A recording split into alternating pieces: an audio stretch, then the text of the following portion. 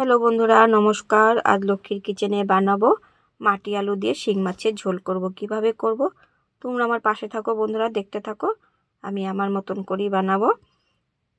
তো মাছ কেটে নেব। তো মাছের যে দুটো কাঁটা আছে খুব সাবধানে কাটতে হয়, হাতে যদি একবার গেঁথে যায় অনেক ব্যথা করে। তো মাথাটা আমি কেটে ফেলে দিচ্ছি। তো এইভাবে করে আমি কেটে নিয়েছি। তো মাছ আমি কেটে ধুয়ে পরিষ্কার করেও নিয়েছি। তো মাটি আলু কেটে নেব। এই মাটি আলুগুলো তুমি জিওল মাছ দিয়ে খেতে দারুণ লাগে। শিং মাছ, মাগুর মাছ এই দিয়ে রান্না করে খাবেন, খুব ভালো লাগবে। তো খোসাও ছাড়িয়ে নিয়েছি একটু। এভাবে করে বড় বড় করে কেটে নিয়েছি। আলু যেভাবে কাটে এভাবে করে বড় বড় করে কেটে নিয়েছি। কেটে আমি জলে ভিজিয়েছি কালো না হওয়ার জন্য, অনেক কষ থাকে তার জন্য।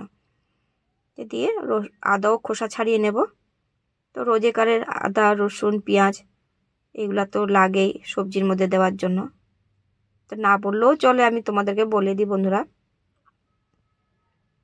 তো পেঁয়াজও খোসা ছাড়িয়ে নিয়েছি। দাওটা সাইডে রেখে আমি লঙ্কা, ধনিয়া পাতা বেছে নেব। তো গোটা গোটাই ধোবো, তো তার জন্য টমেটো নিয়ে নিয়েছি গোটা, কাঁচা লঙ্কা বটো ফেলে নিয়ে নিয়েছি, ধনিয়া পাতাও বেছে নিচ্ছি। ধনিয়া পাতা অনেক সুন্দর গন্ধ, কিন্তু বড় বড় হলো লোকাল না, খুব সুন্দর গন্ধ। তো আমি একবারে ধুয়ে নিয়েছি, কেটে নেব।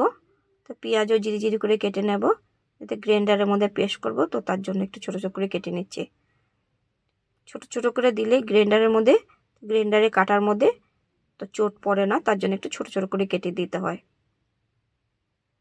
তো লঙ্কা, পেঁয়াজ, রসুন সব কিছু কাটা হয়ে গেছে। টমেটো কেটে নিচ্ছি।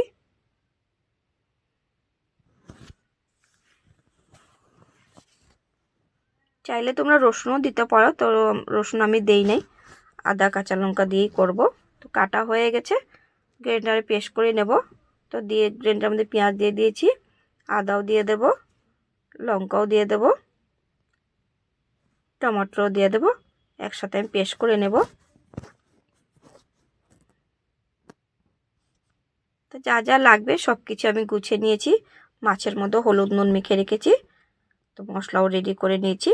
তো কড়াই বসিয়েছি, গরম হয়ে গেছে, সর্ষের তেলও দিয়ে দিয়েছি। তেলটা একটু নেড়ে নেব। তেল গরম হচ্ছে, একটু সামান্য একটু নুন দিয়ে দিয়েছি। তো মাছ ভাজবো না, তার জন্য একটু নুন দিলে মাছ ভাজাগুলি খুব সুন্দরভাবে উল্টে যায়। তো একে একে করে মাছগুলি দিয়ে দেবো। তো সবগুলি দিয়ে দিয়েছি, একটু উল্টে পাল্টে লাল লাল করে ভেজে নেব। তো ভাজা হয়ে গেছে, তুলে নিচ্ছি। দেখুন কত সুন্দর ভাজা হয়ে গেছে। তো সেই তেলে দিয়ে দেবো 5 ফোড়ন, শুকনো লঙ্কা, তেজপাতা।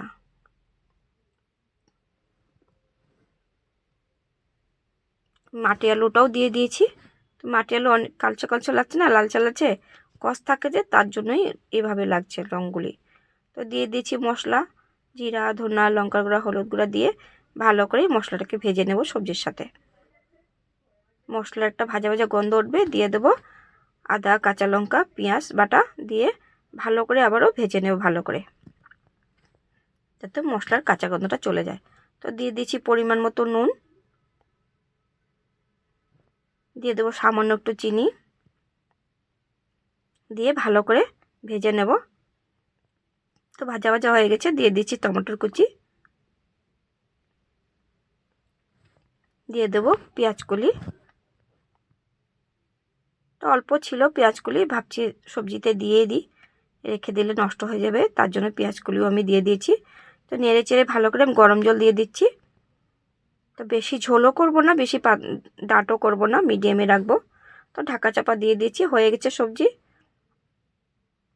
তো দিয়ে দিচ্ছি শিং মাছ ঝোলের মধ্যে, নেড়ে চেড়ে ঢেকে দেব। সবজি হয়ে গেছে। তো নেড়ে চেড়ে আমি কিছুক্ষণ পরে নামিয়ে নেব।